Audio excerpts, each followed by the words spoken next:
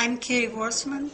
I was born in Austria, and I lived 7 years under Hitler's brutal regime, and after World War II, 3 years under Soviet communist occupation. I came to the United States in 1950, and I became proudly a naturalized American citizen. I take you back a step into history. In 1938, in Austria, we had a very deep depression. We had 1/3 of our workforce unemployed. We had 25% inflation, and if you borrowed money from the bank, you paid 25% interest.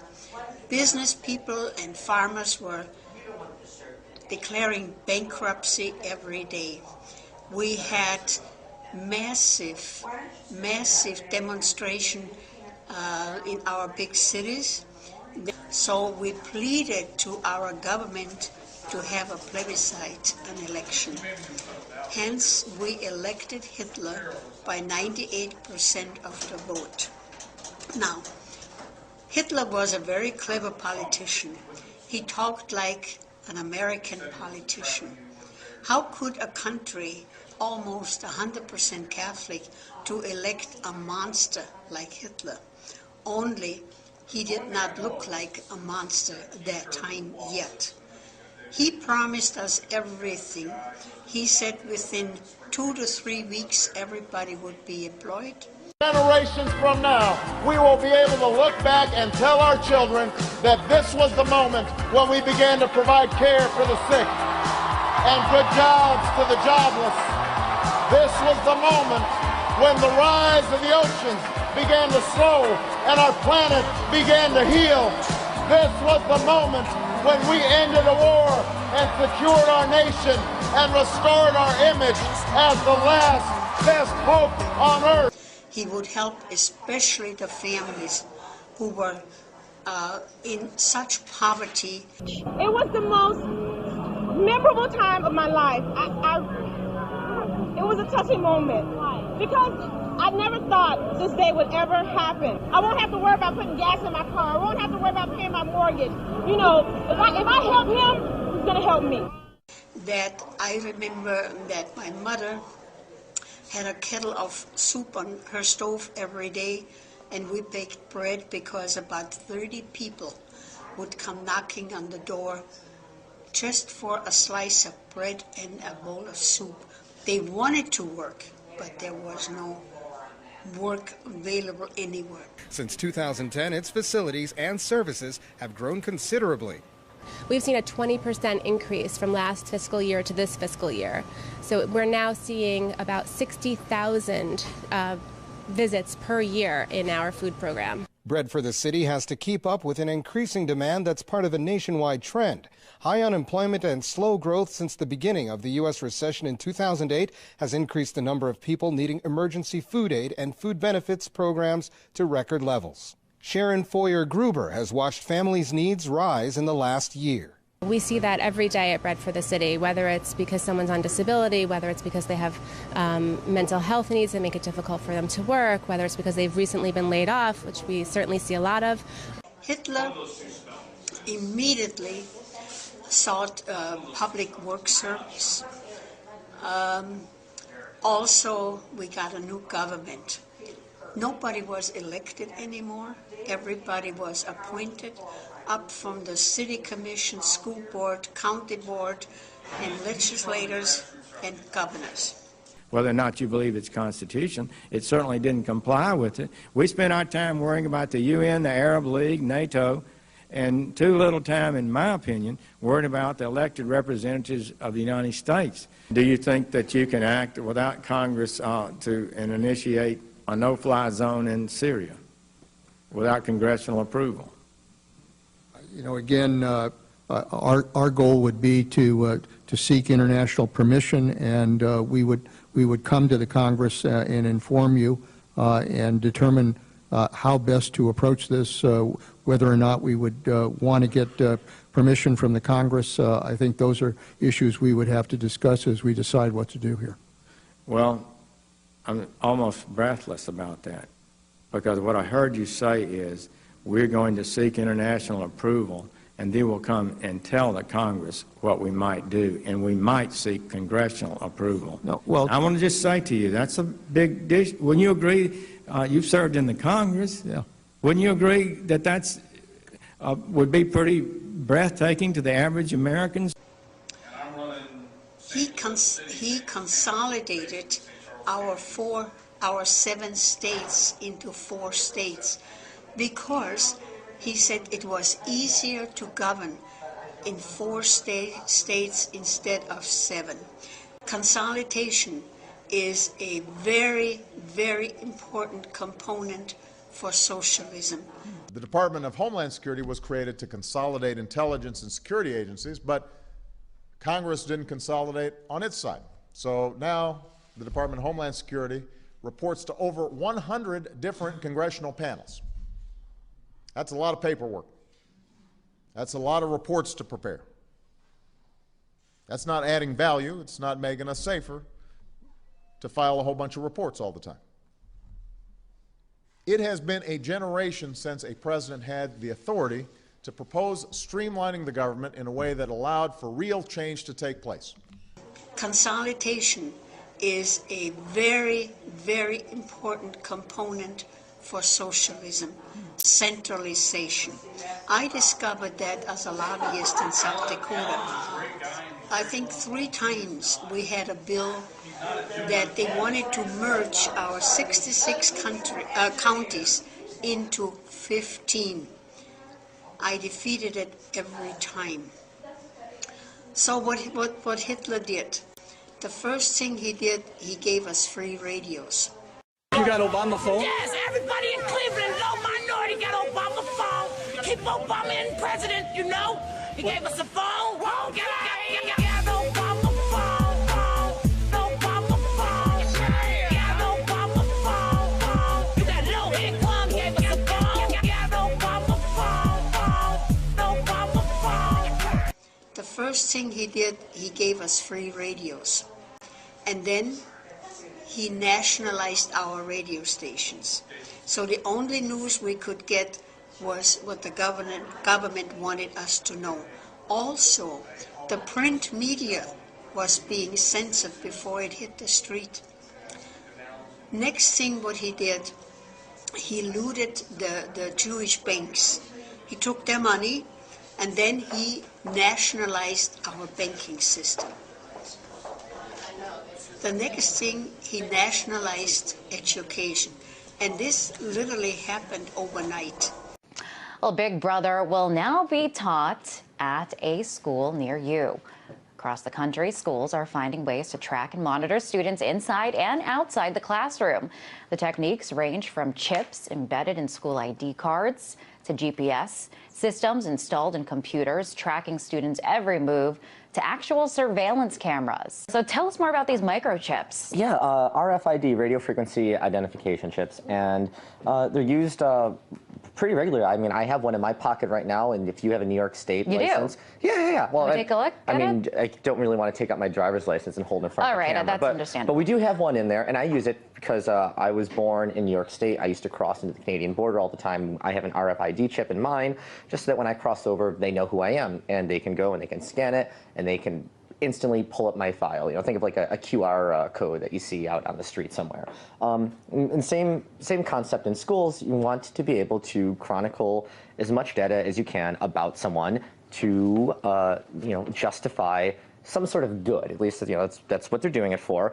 I went to public school. I was in 6th grade. Now, I know some people want me to bypass Congress and change the laws on my own. The first 2 hours were political education. Today, I call it political indoctrination. They were telling us that we shouldn't listen to our parents anymore.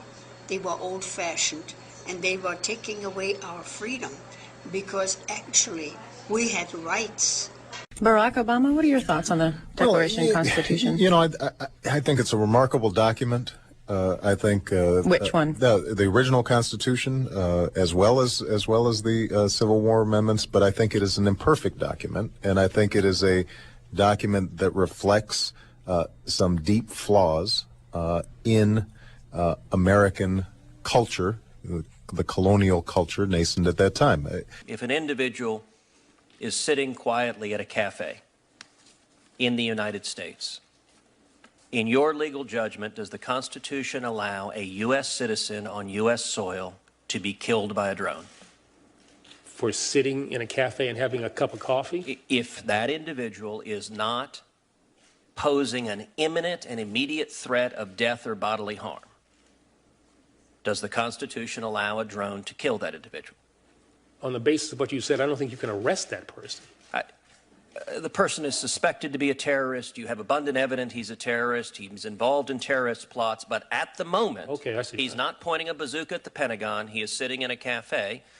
Overseas, the United States government uses drones to take out individuals when they're walking down a pathway when they're sitting at a cafe. If a U.S. citizen on U.S. soil is not posing an immediate threat to life or bodily harm, does the Constitution allow a drone to kill that citizen? I would not think that that would be an appropriate use of any kind of lethal force. We would deal with that in the way that we typically deal with a situation like that. We would expect with respect, General Holder, my question wasn't about appropriateness or prosecutorial discretion. It was a simple legal question. Does the Constitution allow a U.S. citizen on U.S. soil who doesn't pose an imminent threat to be killed by the U.S. government? I do not believe that. Again, you have to look at all of the facts, but on the facts that you have given me, and this is a hypothetical, I would not think that in that situation the use of a drone or lethal force would be appropriate, because the possibility... General Holder, I have to tell you, I find it remarkable that in that hypothetical, which is deliberately very simple, you are unable to give a simple one-word, one-syllable answer, no. I think it is unequivocal that if the U.S. government were to use a drone to take the life of a U.S. citizen on U.S. soil and that individual did not pose an imminent threat, that would be a deprivation of life without due process. Listen and understand that Terminator is out there. It can't be bargained with. It can't be reasoned with. It doesn't feel pity or remorse or fear, and it absolutely will not stop, ever, until you are dead. You just can't go around killing people. Why?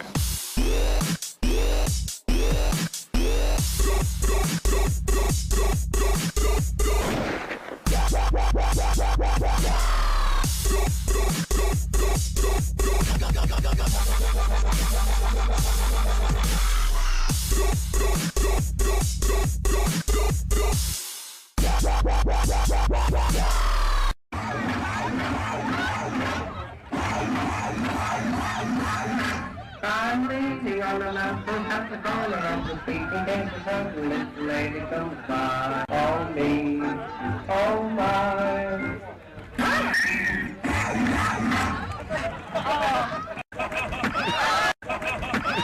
And they were taking away our freedom, that we should not listen to our parents anymore. They were old-fashioned fogies. So we had many other things happening in our government. We had the Equal Rights Amendment for women. Oh, it sounded so good, but when the war started and they started drafting our young girls, and a lot of girls were at the end of the year, they had to serve a compulsive in the labor force. They had pre-military training, and then they were put into the Signal Corps and as anti-aircraft gunners. When the notices start coming back that they were wounded and killed, we realized that the Equal Rights Amendment, the frosting on the cake, and the cake was so rotten underneath. Also, Hitler nationalized our good health care. We had excellent health care before Hitler by private insurance. We had very good hospitals, very good doctors that all stopped. Guess what? I'm gonna get me some health care. Sure enough is. Sure enough, I don't know why you looking at me. You need to be at work so you can pay for my health care. I love it. I love it. I-L-O-V-E-I-T it. Yes, I do. I'm getting health care. I ain't got no job. I love America. I love me some America.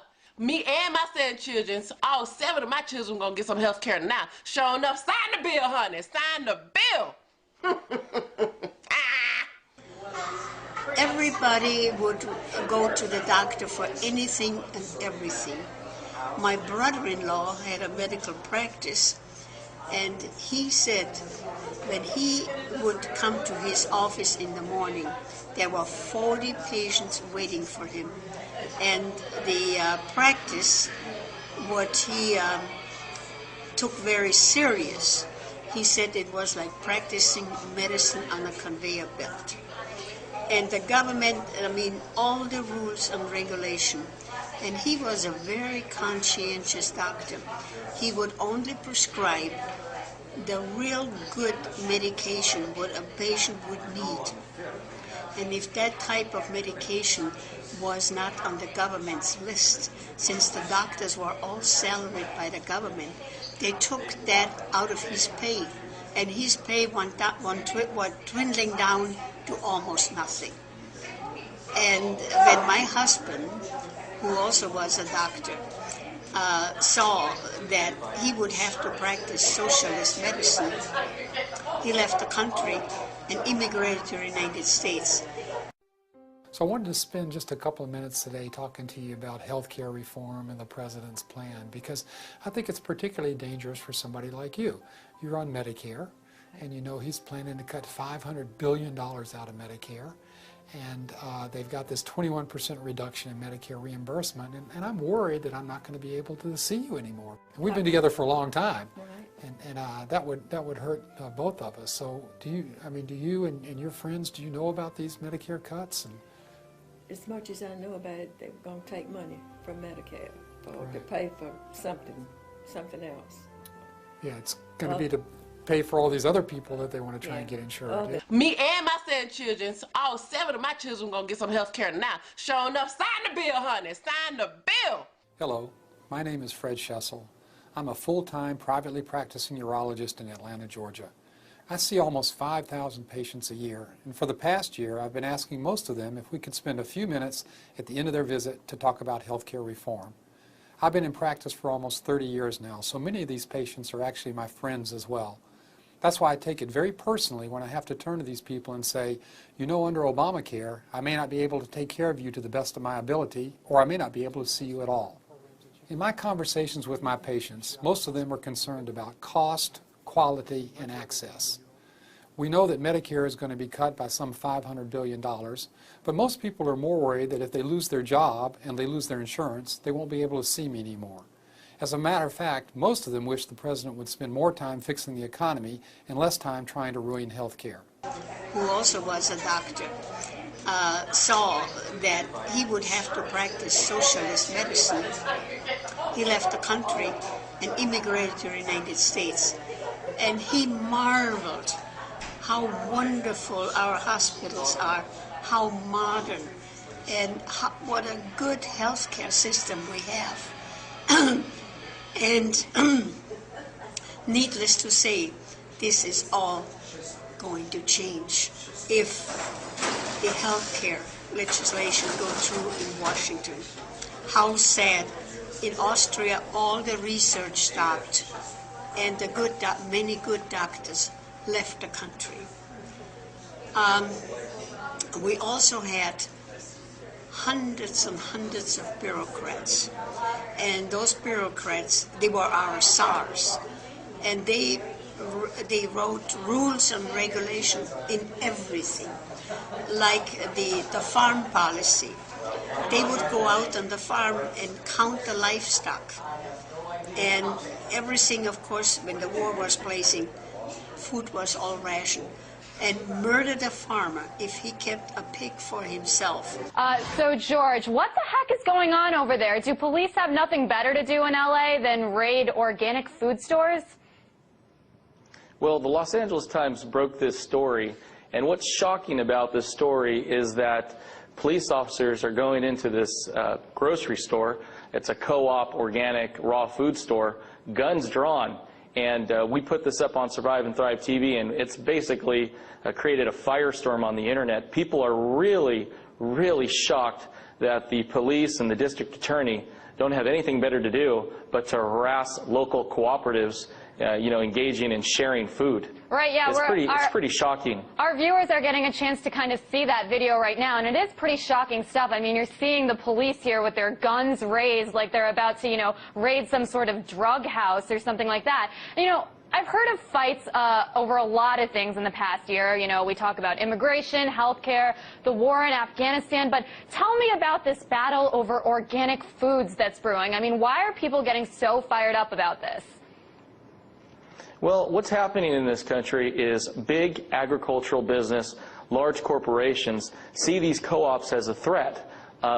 They control a majority of the food that's produced in America, and they've hijacked the FDA and government regulatory agencies. If you think about it, these private individuals that go out and own a piece of a farm or own a cow and then share in that production of that is a threat to the market share of these corporations. They don't fit into the corporate model. Therefore, they must be destroyed, apparently.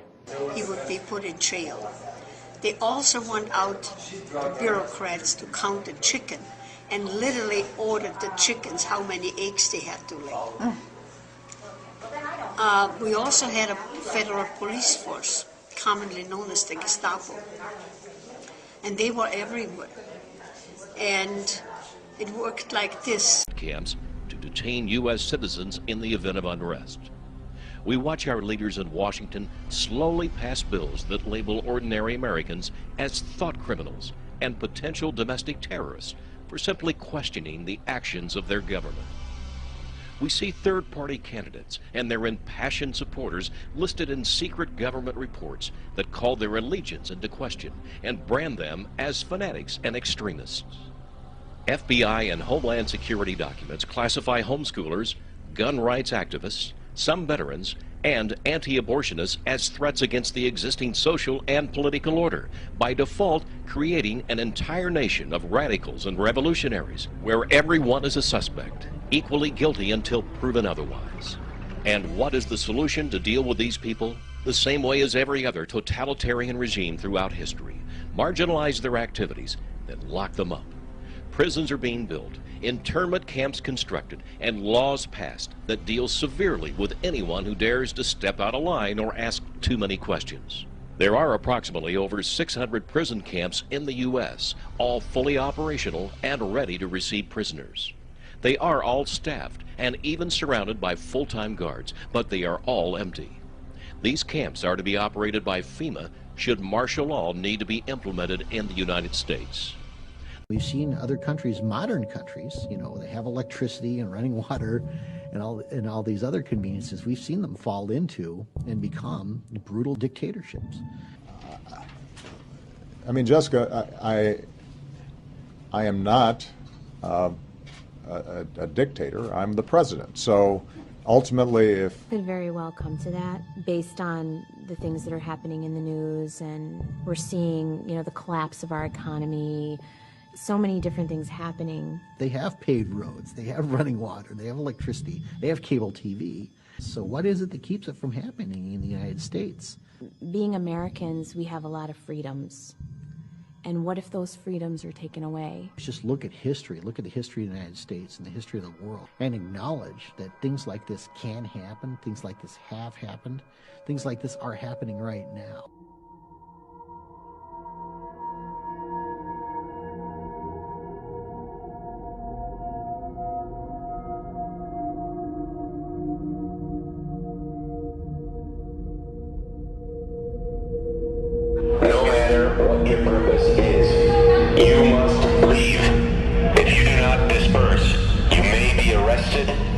Subject to other police action. The use of riot control agents and/or less lethal munitions, which could cause risk of injury to those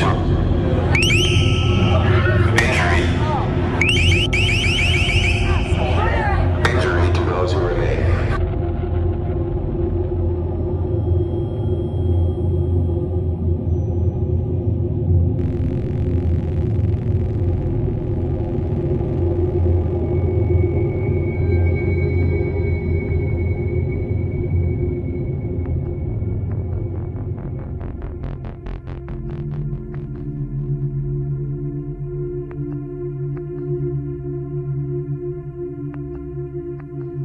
The cops just started running after people.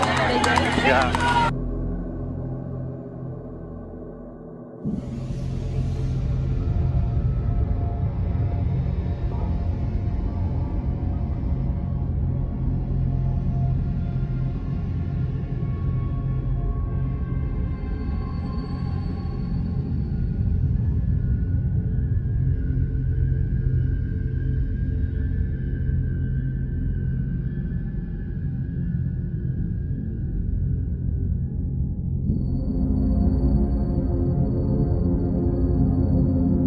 Why do you wear that mask? Because I'm scared. Scared for my life and my family's life.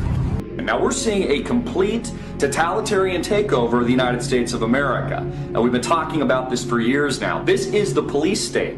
This is the police state. This is what a total breakdown of our society looks like. But we're seeing all of this intensify. This is all intensifying around the Second Amendment. Should we be able to own guns or not? Let's take guns away from the people.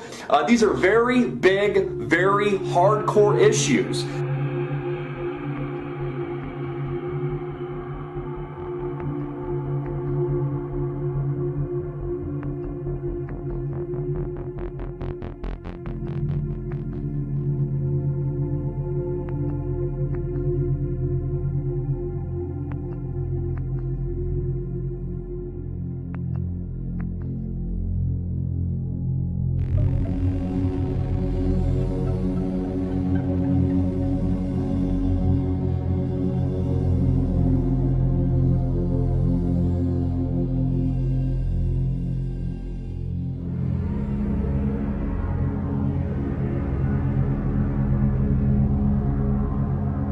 I say to him, what do you think about Obama buying 2,700 light armored tanks to go with their 1.6 billion bullet stockpile? I said, do you have to be a right-wing conspiracist to start to ask, why does the Obama administration need 2,700 tanks for the streets of America? If all the food was rationed and we got 1 pound of sugar a month, and if somebody in your home, like grandma, passed away, and you quickly used her ration coupon to buy that pound of sugar, the next day the Gestapo would knock on your door and say, we know that you did not turn in the food coupon by law, and you bought that pound of sugar. We are not going to arrest you, but you have to inform on your boss, on your neighbor, on all your friends, and you report to us once a week. And if you don't do that, then we will arrest you. So we had a network of informants everywhere. Hi, I'm Janet Napolitano, Secretary of the Department of Homeland Security. If you see something suspicious in the parking lot or in the store, say something immediately. Report suspicious activity to your local police or sheriff. If you need help, ask a Walmart manager for assistance.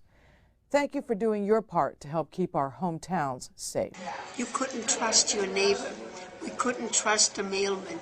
We couldn't trust our friends. We couldn't trust anybody. So if you see something that just isn't right, report your observations to your state or local authorities so they can analyze it to identify broader trends.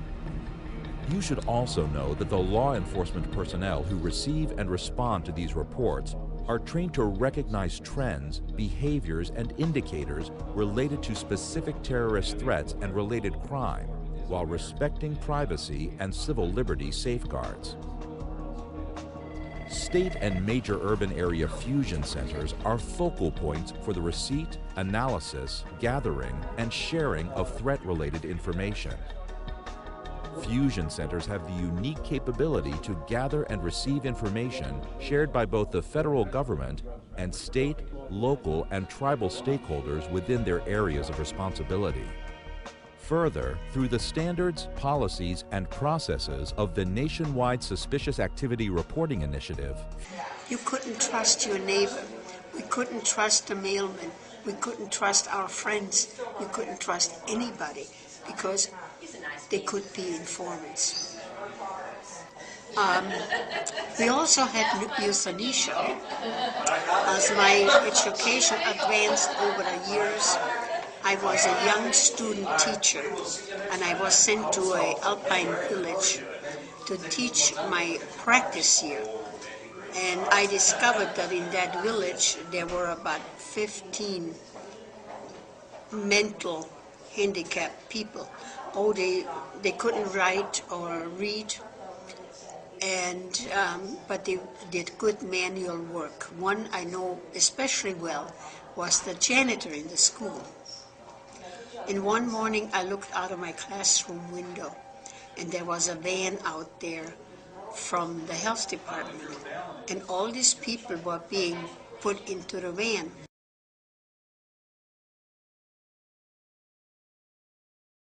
And so I asked my principal, what are they doing with Vincent and all those people? Oh, he said the health department came around to the families, and they said, well, we would like to institutionalize them, to teach them how to read and write, and perhaps learn a trade like basket weaving. And gladly the parents agreed to sign the paper, and they left. And they were told that they could not visit them because they would get homesick. So after about 6 months, the letters came back to the families that their son or daughter died in a natural but merciful death. Well, we realized that they all were euthanized. In my research years ago, I found in the archive that 20,000 children in a children's hospital with handicapped children, they were all euthanized. They were useless people and it cost too much money. So, dictatorship didn't happen overnight. It took 5 years, little by little, to graduate up, because if it would happen overnight, we would have fought a bloody revolution as long as we had guns. Then came gun registration.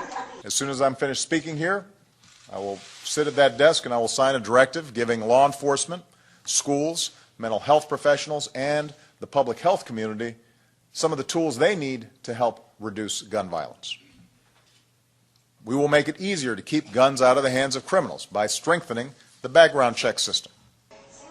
We would have fought a bloody revolution as long as we had guns. Then came gun registration. We were told that we had criminals again. The only way that they could track a criminal was by the serial number of the gun, and that they could track him. And so we brought our guns to the police station, and so they knew the serial number and knew everybody who had guns. Didn't take long that they said the only way to get rid of guns and not cause children or people being injured by guns, and the criminal thing did not really work. We turn in our guns, then we wouldn't have any crime. So we were disarmed. So I say in my speeches, keep your guns and buy more guns. And as long as a nation has guns, you will not be attacked. A classic example is Switzerland. Switzerland has a good gun law. Their military has all their equipment at home ready to go. And not even Hitler dared to touch Switzerland because Switzerland did not have a war for 600 years. So we should keep our guns and buy more guns. Those of us who passed the Statue of Liberty, we came to a country of unbelievable freedom and unbelievable opportunity. Somebody invested in roads and bridges. If you got a business, you didn't build that. You didn't build that. You didn't build that. Oh. You didn't build that. What do we got here? It's an air cannon for shooting marshmallows. You didn't build. Stop. Obama time. The race is still in play. I gotta be careful about what I say. Yeah. Not bad, huh? You didn't build that. I'm curious about your reaction when the president said, you didn't build that. That goes against everything I feel and love about this country. You didn't build that. When the people fear the government, that's tyranny.